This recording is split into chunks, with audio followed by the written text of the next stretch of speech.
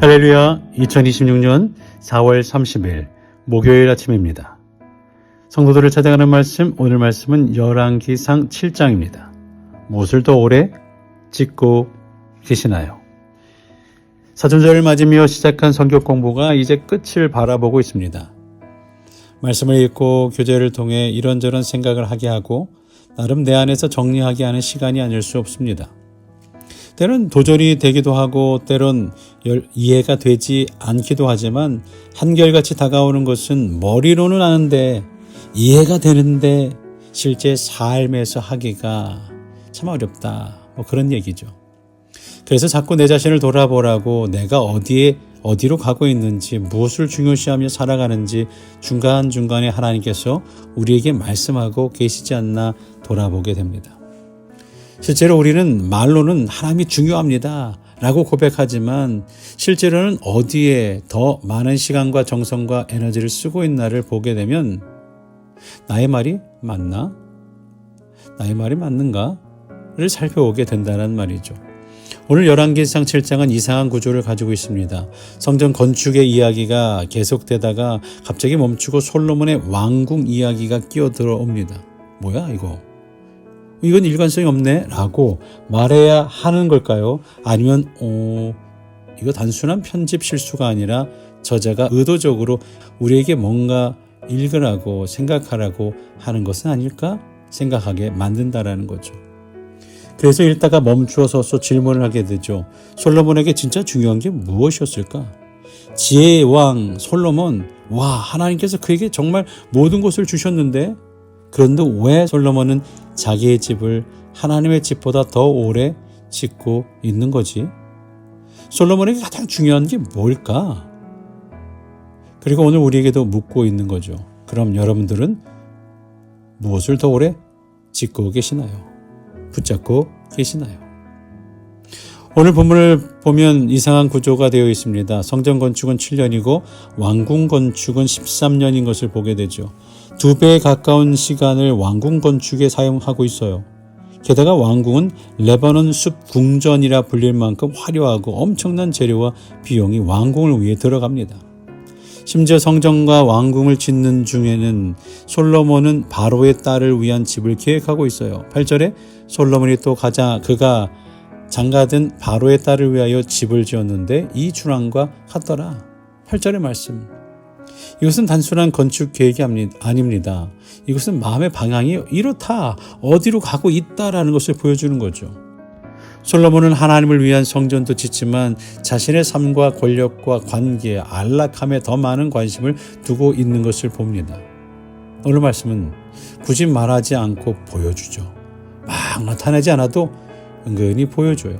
겉으로는 하나님을 위한 삶처럼 보이지만 실제로는 자기 중심적인 삶을 살아가고 행동하고 그렇게 흘러가고 있다라는 거예요. 이게 솔로몬의 현실이고 오늘 성령이 우리에게 지적하는 부분인 거죠. 이 이야기는 솔로몬만의 이야기가 아닙니다. 오늘 우리의 이야기죠. 우리는 이 미국 땅에서 이민의 삶을 살아가며 그래도 교회에 나옵니다. 예배도 드립니다. 봉사도 합니다. 우리 교회를 방문한 이들은 일당백이라고 우리 교우들이 열심히 섬긴다고 말합니다. 참 자랑스러운 일이죠. 그런데도 조심스러운 것은 과연 우리가 무엇에 더 많은 시간과 에너지를 쓰고 있느냐라는 거예요. 하나님과의 관계를 위해 더 많은 시간과 에너지를 쓰고 있는지 아니면 내 삶, 내 성공, 내 안정을 위해 내 편안함을 위해 그렇게 아둥바둥하며 살아가고 있는지 말입니다. 우리는 이렇게 말합니다. 하나님이 제일 중요하죠. 하지만 실제로는 더 많은 시간은 돈을 위해 쓰고 더 많은 고민은 내 문제를 위해 하고 더 많은 계획은 내 미래를 위해 세웁니다. 우리의 왕국은 점점 커지고 우리의 성전은 점점 작아질 수 있어요.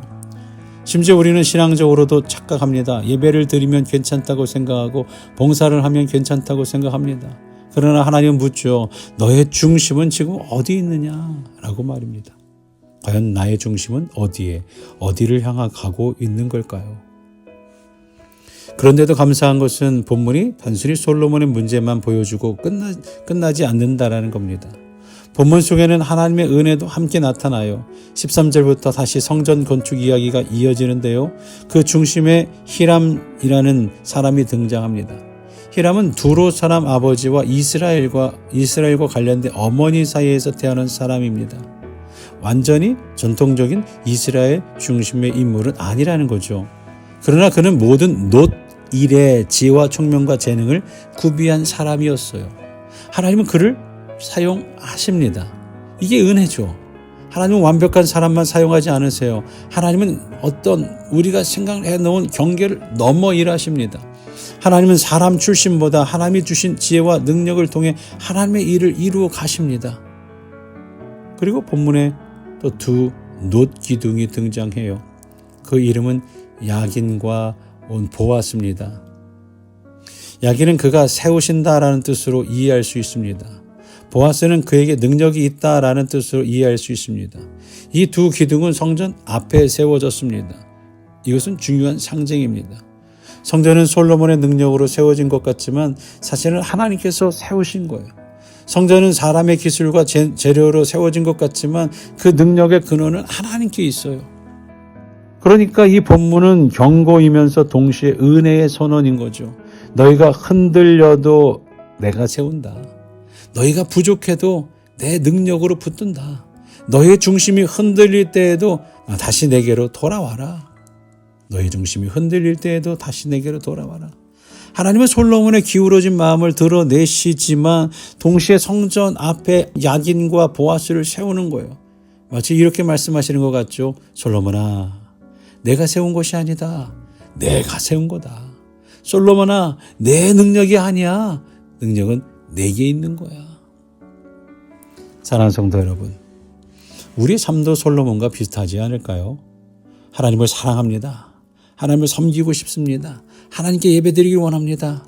그러나 동시에 우리의 마음은 쉽게 자기 중심으로 기울어집니다. 하나님을 향한다고 말하면서도 실제로는 내 걱정, 내 안정, 내 계획, 내 왕궁을 더 오래 짓고 있을 때가 많아요. 하지만 하나님은 우리를 포기하지 않으시죠. 하나님은 오늘 말씀을 통해 우리를 다시 부르시는 거예요. 다시 중심을 돌려라. 내가 짓고 있는 왕궁보다 나와의 관계를 더 귀하게 여겨라. 너를 세우는 것은 내 능력이 아니라 나의 은혜란다. 우리의 삶 속에도 하나님은 여전히 야긴과 보아스의 하나님으로 서 계십니다. 내가 너를 세운다. 내가 너의 힘이다. 그러니 어때요? 우리의 삶은 다시 방향을 바꾸어 하나님께로 가야 합니다. 더 큰 왕궁을 짓는 삶이 아니라 하나님과의 관계를 세우는 삶으로 가야 합니다. 외형을 완성하는 삶이 아니라 중심을 바로 세우는 삶으로 가야 합니다. 사람에게 보이는 신앙이 아니라 하나님 앞에서 중심이 바로 선 신앙으로 가야 하는 거죠. 하나님은 오늘도 우리에게 묻고 계십니다. 누구야? 미니스터 한인자나 감리교회야. 너는 지금 무엇을 더 오래 짓고 있느냐? 여러분은 지금 무엇을 더 오래 짓고 계십니까? 더 오래 신경을 쓰고 계십니까? 더 오래 붙잡고 계시나요? 솔로몬은 성전도 지었습니다. 하지만 더 오래 지은 것은 왕궁이었어요. 그리고 그 작은 기울어짐은 결국 그의 인생 전체를 무너뜨립니다. 열왕기상 7장 오늘 우리가 읽은 부분은 벌써부터 솔로몬의 마지막을 예고하고 있는 모습을 보게 돼요. 우리도 선택해야 합니다. 그래서 선택해야 돼요. 우리에게 알려주는 거예요. 하나님을 위한 삶을 살 것이냐, 나를 위한 삶을 살 것이냐, 겉으로 신앙적인 삶이냐, 중심이 하나님인 삶이냐라고 말이죠. 오늘 이 말씀 앞에 다시 결단하기를 원합니다. 이 아침 말씀 앞에서 내 자신을 돌아볼 수 있기 바랍니다.